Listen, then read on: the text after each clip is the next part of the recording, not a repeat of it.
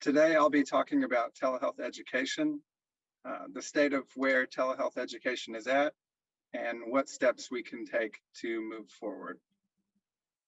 Just need to move some things here. To start, just a bit of information on how it is that we've brought this conference to you today. So the Texas Telehealth Resource Center is federally funded. It's a program with the F. Murray Hall Institute for Rural and Community Health at Texas Tech University Health Sciences Center. And we provide technical assistance, outreach, and education to telehealth programs and organizations throughout Texas and Louisiana. And we do so through a grant from the Health Resources and Services Administration. We partner with Well Ahead Louisiana, who we just heard from, to stay up to date and share resources with the state of Louisiana and our partners there. So as you can see on the screen here, we are one of 12 regional telehealth resource centers, and there are 2 national telehealth resource centers. If you're not in Texas and Louisiana, I encourage you to find the TRC in your region, and it will allow you to gain the resources that we've shared here today, as well as some region-specific resources for your area. The presentation's objectives for today: we're going to review the state of telehealth education, identify the audiences and learners who would benefit from telehealth education and where efforts should be focused, briefly discuss relevant topics for each group and resources that are available to those groups, share the resources for locating and vetting programs. As you'll see, it's not as easy as just a Google search away. Once you find it, it can be somewhat complicated in understanding whether those resources are appropriate for you. And so there are groups out there to help you with that. And we'll also discuss potential areas for future development. I've been speaking a bit today, so I apologize if I start to go hoarse. I hope that we can make it through without it, but please bear with me. So the current state of telehealth education. Prior to the pandemic, telehealth was well on its way. There were programs that were growing and gaining speed in teaching practitioners, administrators, IT staff, and patients on how to implement services, get the correct supports in place, document and bill for those services, and then help patients navigate to access that care. Obviously, COVID has had a very large impact on how we all view telehealth.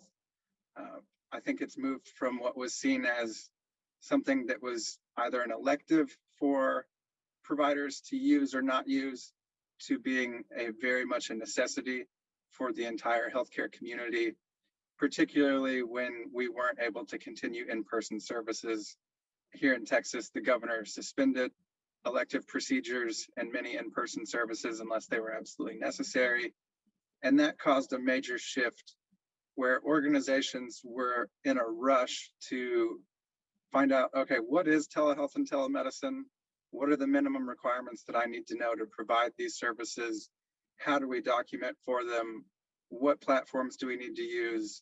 And how do I train my staff on the workflows and different procedures that are necessary to ensure that patients get the care that they need?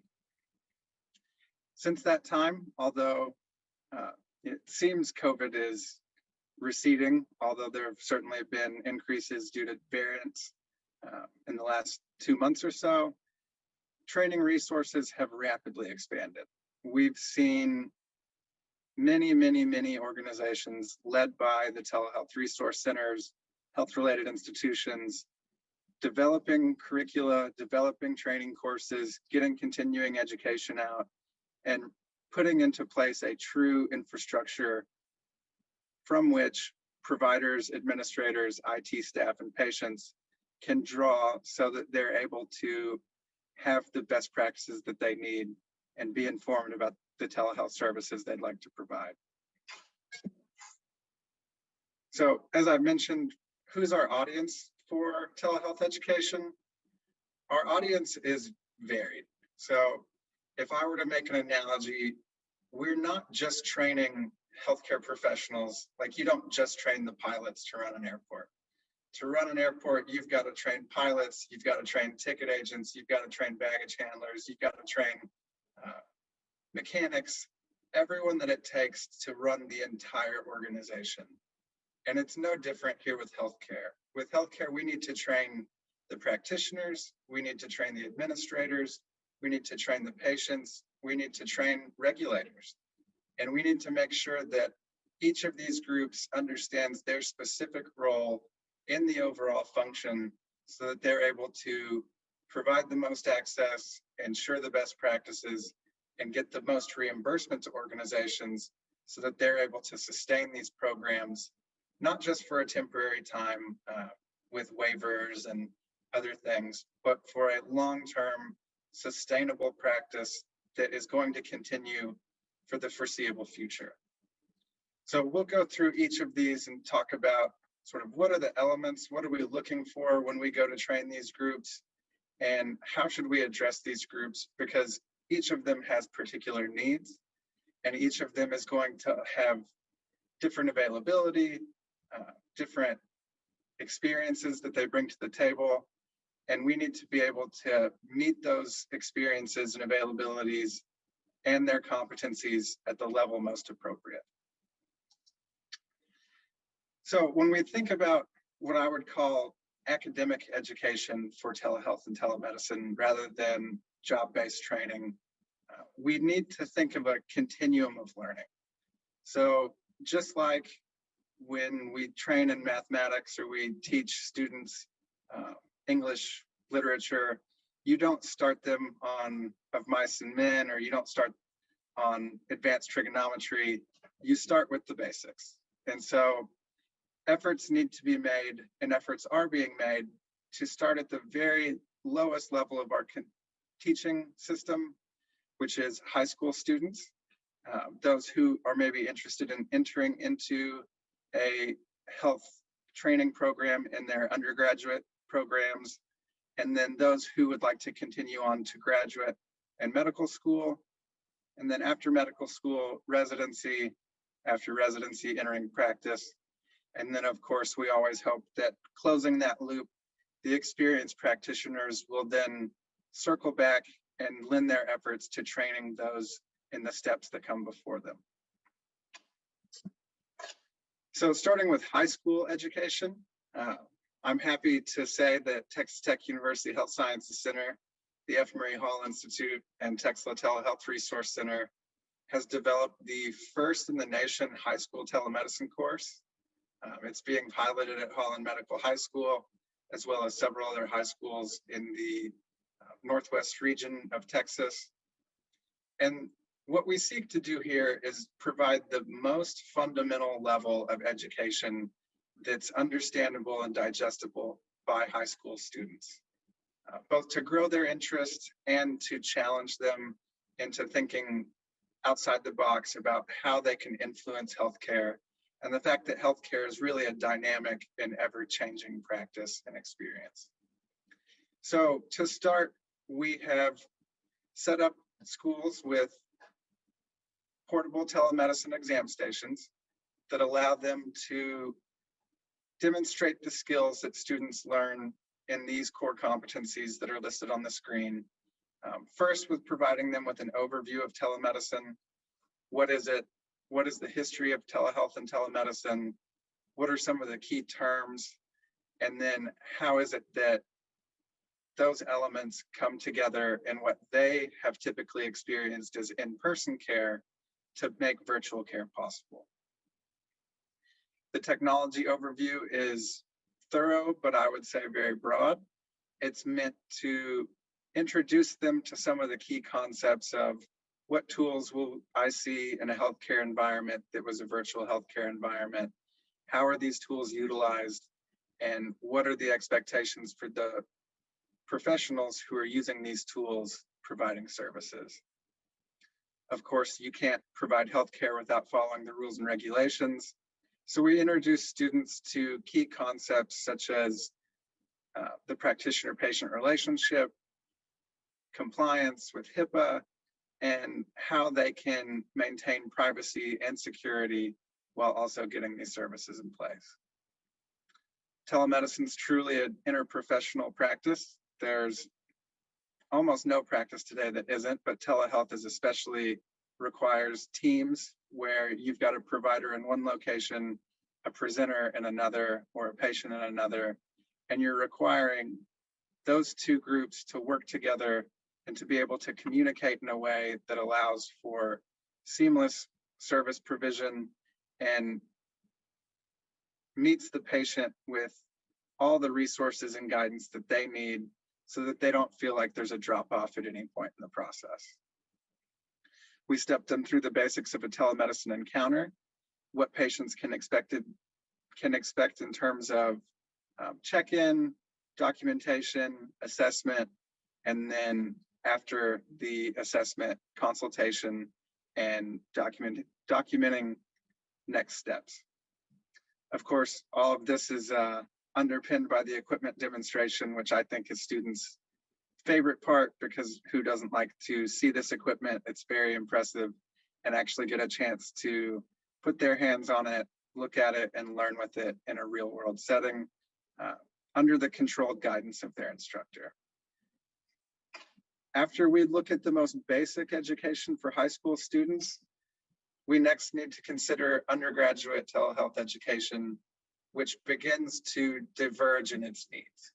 So in undergraduate telehealth education, we're still very much developing these courses, and not just here at T2HSC, but throughout the country. In many ways, what I would say this lecture is it's sort of a call to arms.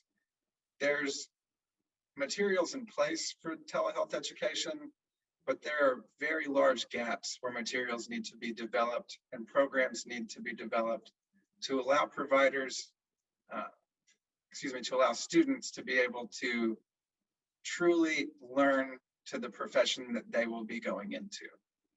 And it's not just providers, it's nurses, it's health professionals, it's counseling, it's information technology, it's business. Because again, we need to have students who are engineers thinking about telehealth. We need to have students who are statisticians thinking about telehealth, who are in the actual reimbursement and bottom line areas of business, thinking about how do we make sustainable programs. And so the current state of education for undergraduates is that health-related institutions, universities, they're developing this curricula. There are many that have curricula in place currently, but there's not a core consensus throughout the various universities in the country as to what these programs should look like. And so to professors, instructors, and educators on this call today, I would encourage you to take a look at putting your efforts into developing these materials. How is it that we can begin to create lesson plans, create programs, and really move the state of education forward? Because it's quite piecemeal at the moment. There are those who are champions, and there are those who are lagging behind. And it's not fair to our students or the future patients that they'll be treating to let students not get the best support and information with regard to telehealth education. And it truly starts at the undergraduate level. I would argue the high school level, but certainly by the time you're an undergraduate, you need to be fluent in many of the elements that are necessary for providing and supporting these services. When we get to graduate and medical school telehealth education, this is where students are no longer walking, you're expected to run. So the core concepts that have been covered through your undergraduate programs, ideally, are now going to serve as the foundation upon which many more specific educational experiences are taught. So at this point, students are expected to understand setting up services, providing services, documenting, evaluating, and how each of those steps plays into their specific specialty type or provider type. Examples of these programs would be the T2HSC Frontiers in Telemedicine Certificate course, which we'll speak about in just a moment. as well as the University of Arkansas Digital Honors Track for their medical students.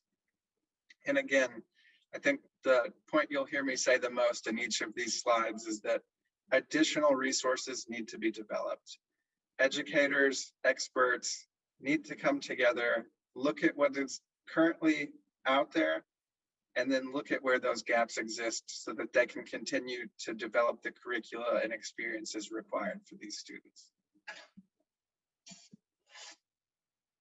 So Texas Tech University Health Sciences Center has long been a leader in telehealth and telemedicine education. And we offer through our Frontiers in Telemedicine training laboratory, a 2-week fourth-year medical student elective. This elective consists of first online modules, followed by in-person interactive lectures, a hands-on equipment demonstration, clinic observations and shadowing, and then an objective structured physical exam. And all of that culminates into a research project and presentation. Online modules cover topics such as an overview of telemedicine and telehealth, similar to that we would provide our high school students in the high school telemedicine course, but of course more sophisticated for the more sophisticated learner. How telemedicine affects your individual practice and how it can be adopted and expanded to various practices. It also covers the telemedicine technology that you typically see, and that would be everything from just a simple video conference to EKGs, otoscopes, and the full retinue of advanced technologies that are out there. Of course, now for providers, it's very important that they understand intimately the various team roles and how each of those team members plays their individual part to be able to provide healthcare to the patient. And along with this comes etiquette, workflows, and this can vary from organization to organization and specialty to specialty, but it's generally the principles remain the same. We also get into the patient encounter, except now students are expected to be much more involved and hands-on. They need to know every step of what's required to them because they really are the leader of the team. And so if there's going to be any guidance given, of course, it needs to come from them as everyone's acting under their delegated authority. And then if there are any issues, students need to be able to understand how to troubleshoot these issues, whether they be technical or otherwise. After the online module, students complete a final assessment, and with a successful score on that assessment, then move into in-person lectures. So for in-person lectures, we cover in detail the legal and ethical practice of telemedicine. What are the compliance requirements for the minimum provision of telemedicine in the state of Texas? How do you form a physician-patient relationship? What HIPAA rules do we need to be most aware of? How do we avoid Stark and anti-kickback breaches? And how is it that we're allowed to prescribe or not prescribe? We also teach billing and coding for telemedicine because, as I've always said in the legal and ethical lecture, what's legal is what's allowed, what's reimbursed is certainly what's actually preferred and practiced. So we cover in-depth billing and coding for both the public and private payers, and then take a quick break before we get into demonstration of all the various technologies. And here during the equipment demonstration, students get a chance to actually get their hands-on practice with and ask questions about the technology from experts in the IT field, as well as those who have experience actually using it in a clinical setting. Finally, we go through room setup and workflows. What is it that we need to be looking for to enhance a virtual encounter? We saw from Dr. Benzinger earlier, the room that she was in was well lit. She didn't have any bright windows behind her. The patient similarly was in a well lit room that was centered in the camera. And there are items like that that really, you don't consider until you get into a virtual experience and you have to rely on the equipment and technology you have available to be able to provide those services. And so we train to that and make sure that students understand how they should set up that room and what they should look for both to do and to avoid, and then also how they should behave, because now we are separated from our patient. We don't have a bedside manner anymore. We now have a website manner. And each of these steps allows students to ask questions, get answers, and then rehearse and go back over any elements they may not have understood.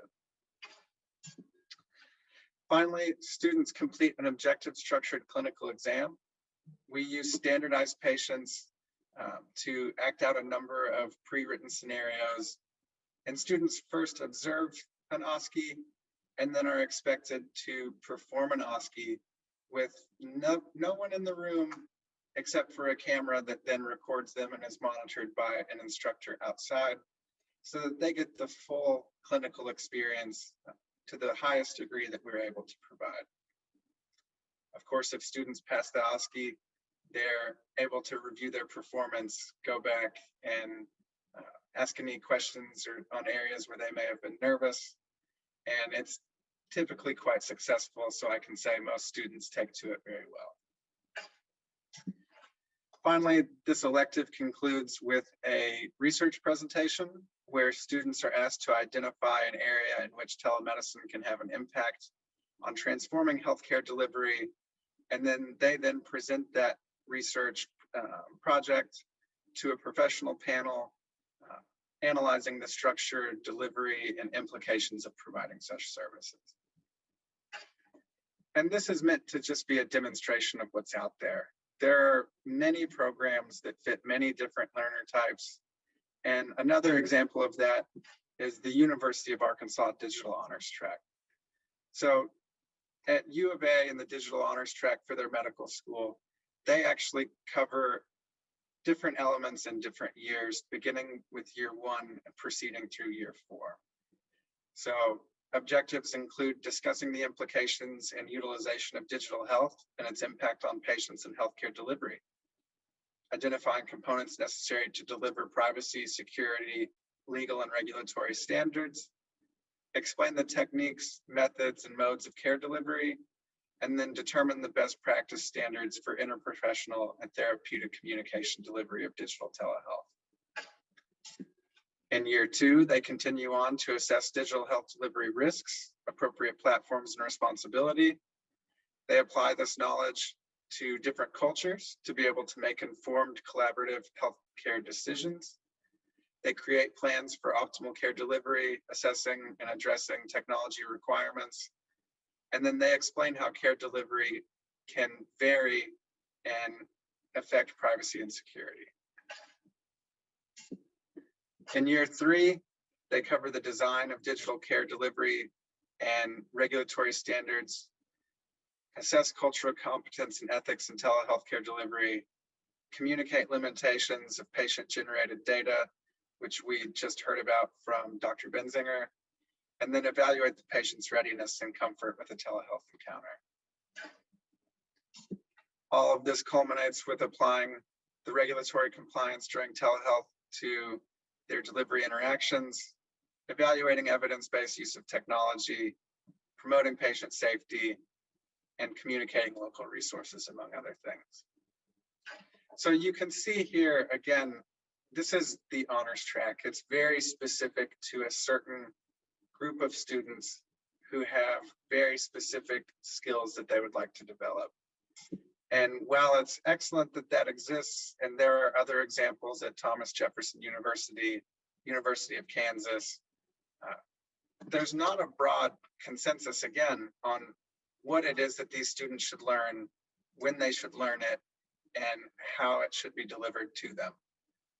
As you can tell, it varies everything from a crash course that's very much packed with information and meant to take students from zero knowledge to full knowledge very quickly, to a much more drawn out 4-year program that allows students to kind of step through the process year after year, culminating with that honors track certificate or graduating acclaim.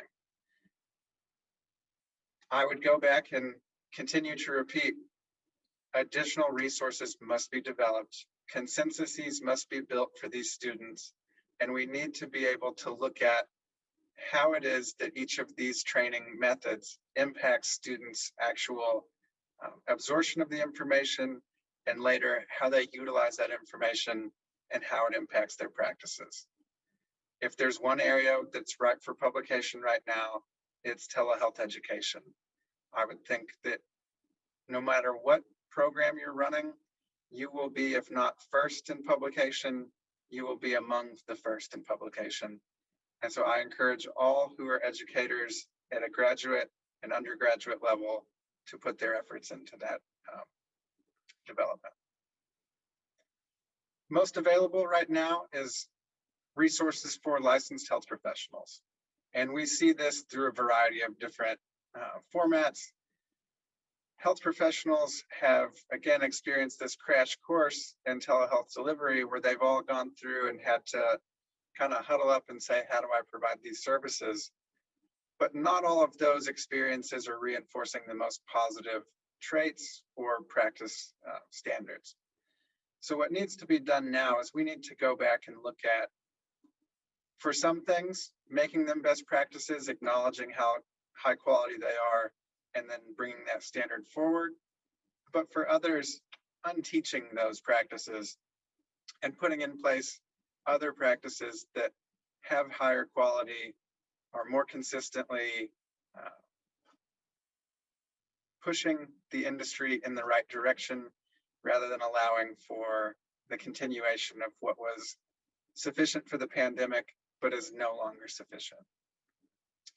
So things that we need to train licensed health professionals, and this goes for practitioners who have been in the field for 2 years and those who have been in the field for 30 years, they all need to understand the general principles for telehealth delivery, but they also need to understand the specialty specific best practices and technology for the services that they're providing. One limitation that we've run into, and I've seen many organizations run into when training providers, is they have extremely limited availability. And for that reason, courses and trainings need to be precise. They need to be very dense in their training, and they need to meet that practitioner at a level that they feel every minute of their time is being well used, because that's time out of their day that they could be seeing patients. One very effective method for this is peer-to-peer training and the formation of learning communities. This allows practitioners to shortly and quickly ask questions of one another, get answers from those who have shared experiences, and truly talk through and vet the various elements of what they're seeing on the ground so that they can get the answers they need and return quickly back to the care that they were providing. These trainings need to be competency-based. Again, there needs to be work done to bring all of these educational experiences around a core set of competencies, which we'll discuss in just a moment. And they need to be specialty specific and of course applicable to the patient population that's served. We talked now about some of these general principles that are related to all providers, and that's appropriate uses, legal requirements, team communication, patient communication, privacy and security, ethics and technology. But what is specialty and practice specific? When we talk about licensed health professionals, they all face different challenges depending on the services they provide. But they also face different challenges based on the organization that they're providing those services for and the patients that they're treating. And so when we look at CMS rules, when we look at legal requirements, each of these different provider types is going to have different rules that apply to them that do or don't allow various services to be provided. They may control the geographic location of where the services can be provided, the technology that can be used, the patients that are allowed to be seen, or the actual synchronous versus asynchronous experience of the encounter. And many of these rules flow from the payers themselves, which is why we were very happy to have Danae and Carmen Irwin speak today about various CMS rules and regulations that are going into place or being changed. Because in many ways, for licensed providers, the payers drive the practice. And that can be both good and bad. I think it's certainly the state of where we are. And so providers need to be educated to the standards that those payers have in place, and then kept up to date with the changing regulations and rules as they evolve over time.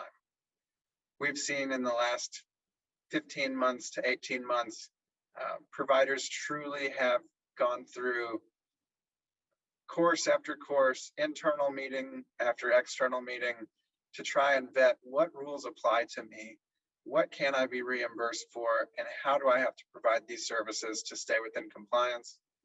That's created some deal of uncertainty, but I think through education and getting them additional resources, we can control that uncertainty and bring it into a much more confident practice of telehealth and telemedicine.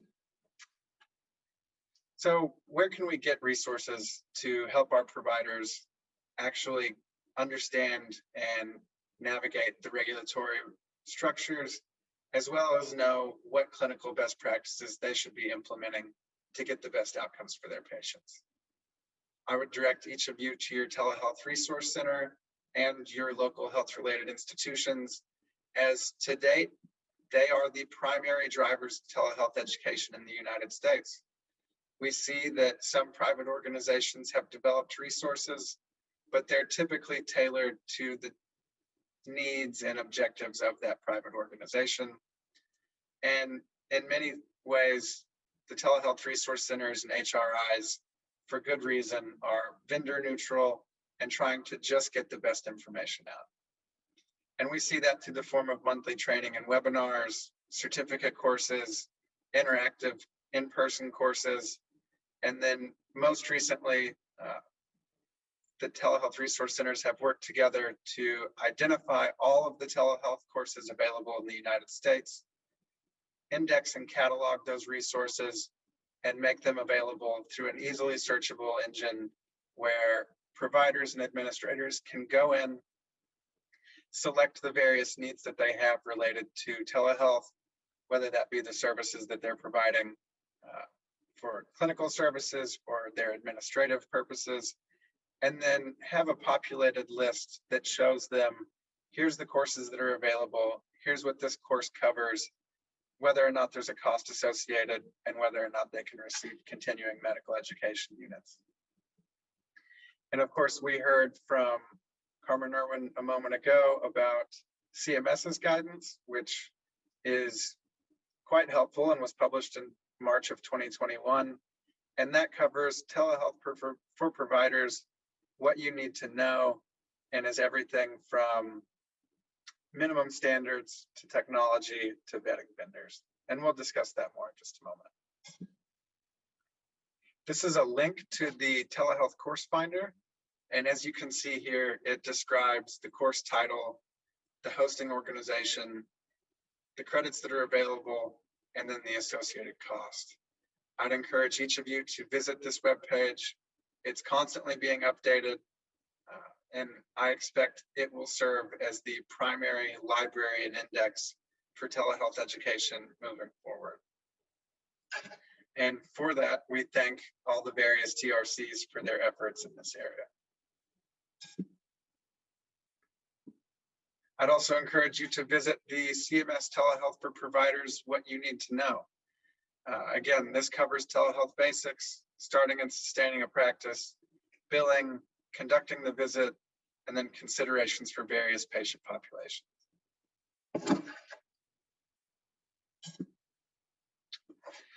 For peer-to-peer learning, one of the best tools that we have in the toolbox right now are ECHOs. And ECHO stands for Extensions for Community Healthcare Outcomes. Project ECHO works to democratize information by having panels of experts share the information that they know with providers in the field who lack best practice knowledge or maybe would like to learn more about how they can benefit their patients. The ECHO involves de-identified case presentations where spokes who are communicating with the hub, which is the expert panel, present de-identified cases, which the expert panel then walks through and discusses the various steps that ought to be taken to treat the case that's presented. It's been applied to a variety of things, not just healthcare, and it's a very effective telementoring program that allows providers to create that community that's so necessary, share information with one another, and for those who might not have specialty knowledge, gain the specialty knowledge they need to be able to treat the patients that they're seeing in their region. I'm happy to say here at Texla Telehealth Resource Center, we have a telemedicine project ECHO that we host once a month. And this was begun in response to COVID-19, particularly with the rapid adoption of telehealth and telemedicine, and is meant to train providers on the various techniques they need to know, as well as some of the specific cases that they encounter. And we've covered everything from topics that include diagnosis, prevention, and treatment of COVID on university campuses, updates on current management and critical care delivery models, and most recently, I believe it was healthcare delivery using drones. So it's always an exciting topic. And there are echoes for almost any type of service you provide. I believe Brown University hosts a telemedicine for residents echo that helps medical residents learn more about telehealth utilization. And again, if you look into it, I can guarantee you'll find an echo pertinent to your practice and that will benefit your providers.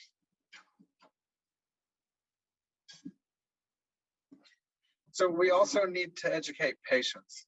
One thing that we've heard from through various operations that we have at Texla is organizations have struggled significantly with patients being able to navigate the telehealth programs they have in place, access connectivity, feel comfortable with the experience to know that they're being adequately protected and given privacy, and then know how to get follow-up care and actually what the next steps are. So we've seen a number of different methods used to assist patients, everything from training front-end staff on how to give patients a very quick sort of a breakdown of what steps there are and then what the patient should do to access that care, to actually hiring patient navigators who work with the patient to get them through the telehealth experience, get to the links that they need to go to, understand where these different documents are that they'll be expected to sign, and then work with them both before, during, and after the encounter to feel comfortable and gain the most out of that experience. So with patients, I do think there's a good deal of general public education that has to happen here.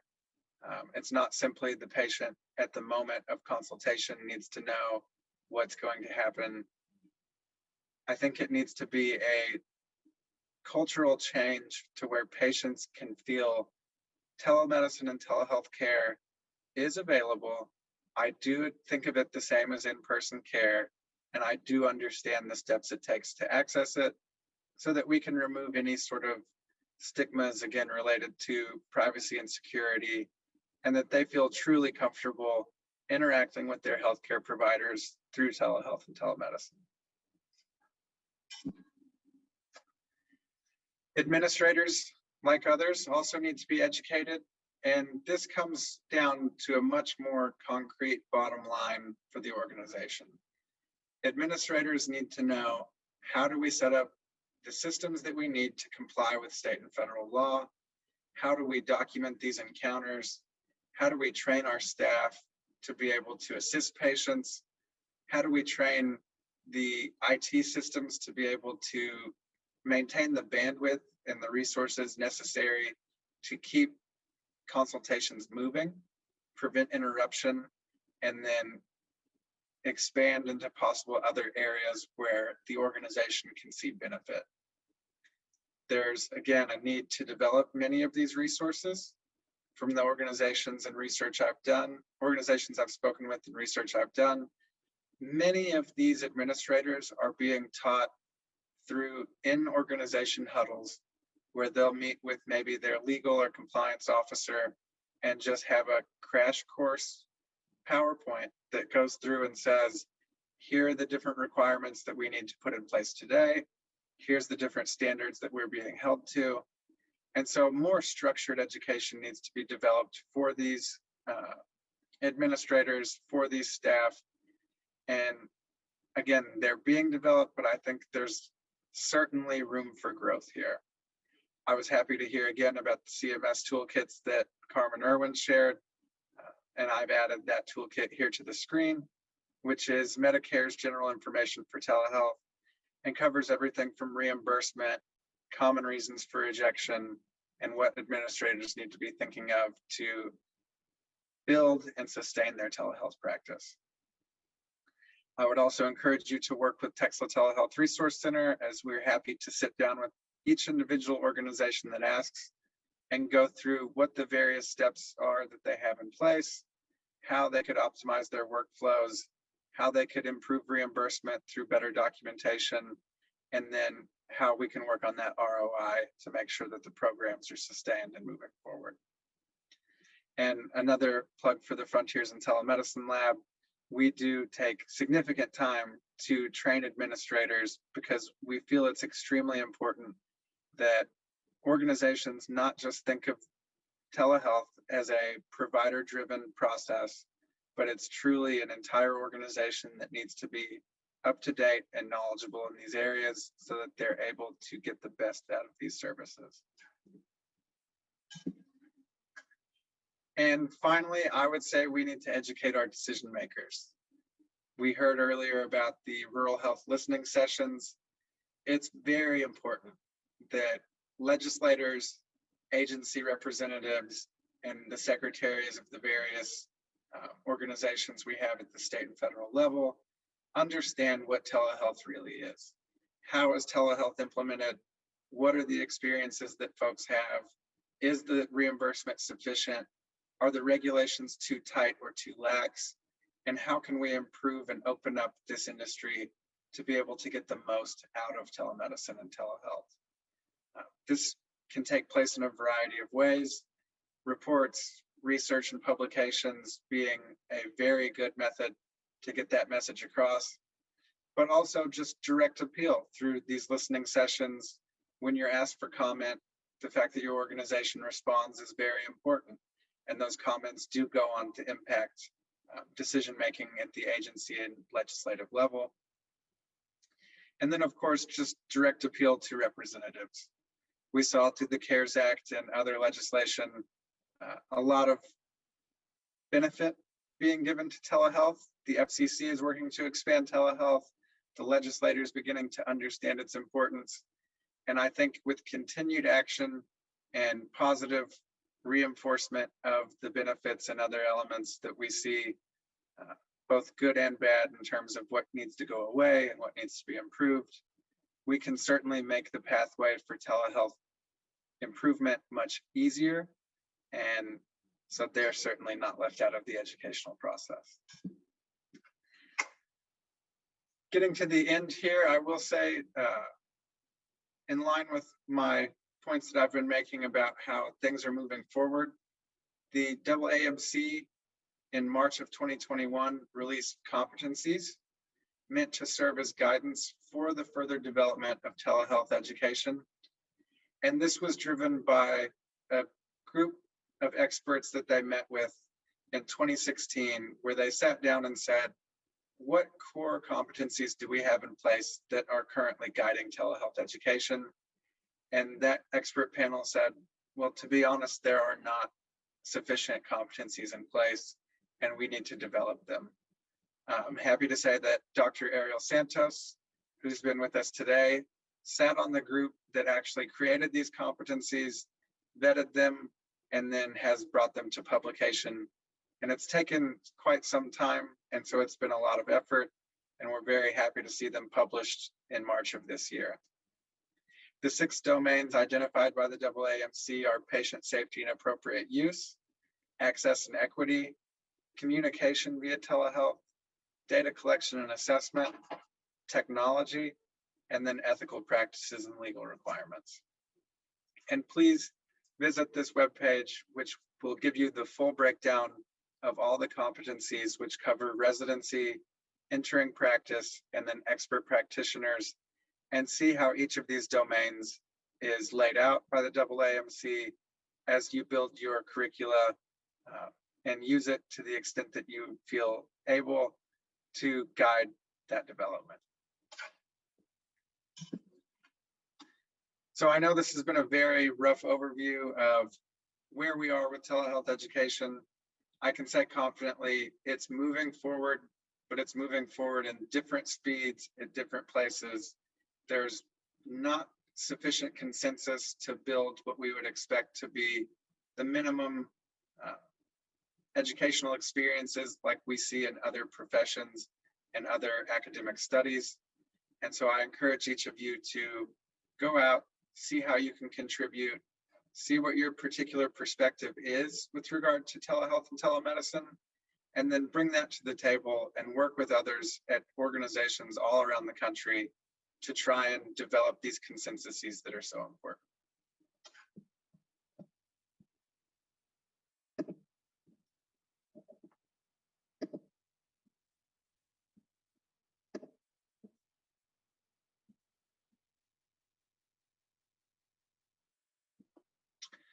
So I see a question: if one considers the community health worker as referred to here today as the telehealth navigator, would this high school course serve as a foundation for that type of navigation? I would say absolutely. The high school telemedicine course is meant to give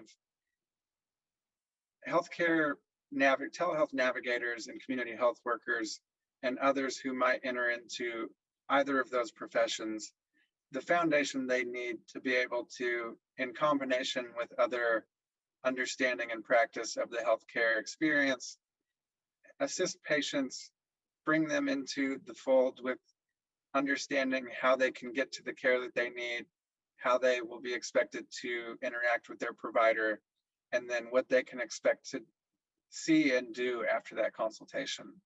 And so the course is absolutely meant to meet that fundamental training and get them the experience that they would need to feel confident in working with patients in telehealth and telemedicine.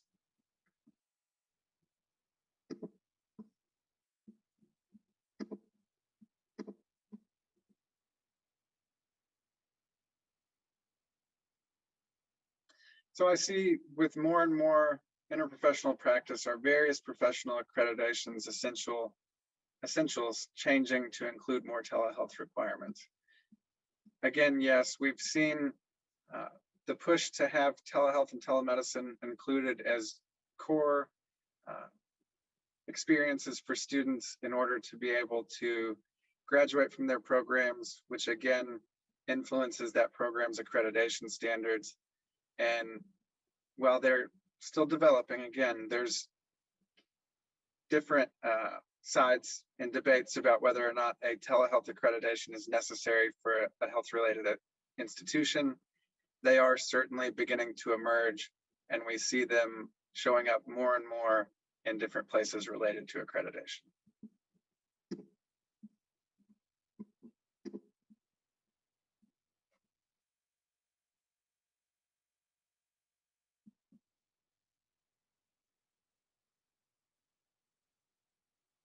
And I'm happy to take other questions if there are any.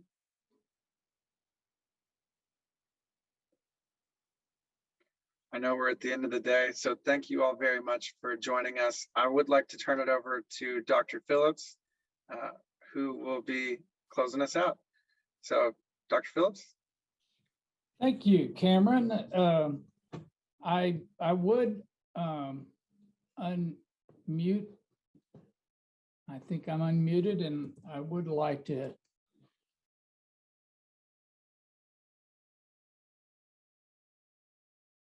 that this was just a conference for me. I've learned so much, but I wanted to take just a minute and thank this terrific team. it's been a long day, but it's been a wonderful day of learning. At least I think so. Dr. Ariel Santos, a terrific guy, a wonderful surgeon, and a leader in telemedicine. Someone recently characterized Dr. Santos to me as the guy who loves telemedicine like his own children. And I love that because I love my children. I kind of think of Dr. Santos as one of my academic children in a way. So thank you for your leadership. He is our TRC principal investigator for the HRSA grant. And I'd also like to thank Cameron Ox. Cameron, you've done a terrific job leading the NHEC team that supports Dr. Santos and all of our telemedicine activities at Texas Tech University Health Sciences Center. We are excited about the vision our new president has rendered, that we will be a transformative force in telehealth and telemedicine. And that kind of commitment from the very top of our institution is inspiring. And again, if I did have an academic other child, my two twins are right here in front of me, it'd be Dr. Ariel Santos and Mr. Cameron Ox. Behind the scenes, Kelly Munoz and Laura Rawald have kept the home fires burning and the chats answered and the requests for assistance going, and I could go on and on and on. And they are all supported by the F. Murray Hall Institute for Rural and Community Health. I think we've had a terrific conference. Dr. Santos started us with this idea that a crossroad is a place where you have to make a critical decision. And once you make that decision, you start down a new path. And it can be a bumpy path in the beginning, or it can be a super highway. And we've seen both circumstances in these last 14 months. But I agree with him. We are on our way, and from it we shall not depart. It was very good, I thought, as we heard from Robin Gelban this morning, to see the low-hanging fruit that telehealth has for telemental health. And it was my pointing out that we've had a little hand in that with the Twitter project and now with the Child Mental Health Consortium, which is all virtual mental health care for kids in Texas schools. And we're going to see another pandemic. As soon as we conquer coronavirus and whatever variants there are, we will have a mental health crisis on our hands if we don't already. So we've got to be visionary about it. And her data really did help me see that much more clearly. I thought Monica and Kyle did a terrific job on the legal and regulatory issues. That my head was spinning at the end of that about all of the different variations. And I'm glad there are legal experts like these folks that spoke to us and guided us through understanding better the complexities of that and what to do about it. I would also say to you that as Dr. Santos talked about the adoption of this technology and really the revolution of medicine that is happening around us, and how he's attempting to understand that and guide that in our own institution, as well as all of you who are doing the same in your institutions and places of work. That was helpful because it pointed out some key features that we have to remember. Carmen Irwin is a terrific helpmate to us in rural affairs at CMS in Dallas, and I really appreciated it when Danae Hebert mentioned her and what they were doing together in the listening tours for rural practitioners, particularly both in Texas and in Louisiana. that can only be good, to listen to those who provide the care. And oh gosh, Katie Benzeger, great article. The domains are so important. The 12 concepts and how she related each one of those, I thought helped me to see one challenge that could be overcome pretty easily with just following her methodology. But think of the creativity of that as a clinician, and how we go about the replication of that in many, many more specialties and disciplines of care. And then finally, Cameron, I thought you did a terrific job. If we could just publish what you said, we'll have the taxonomy for education laid out before us, and then we'll have 20 years worth of work to do. Well, you all will, I won't, but I'm glad there'll be people out there doing that work. And I thought you all did just a terrific job in this conference, and I'm humbled to be a part of it and to know each of you. And I'm excited about the future. It's bright. We have well-informed folks who are well-engaged and enthusiastic. And, you know, with that, you can change the world. So thank you very much, all. And thanks to the audience for sticking with us. Wow. This has been a terrific day. Thank you so much.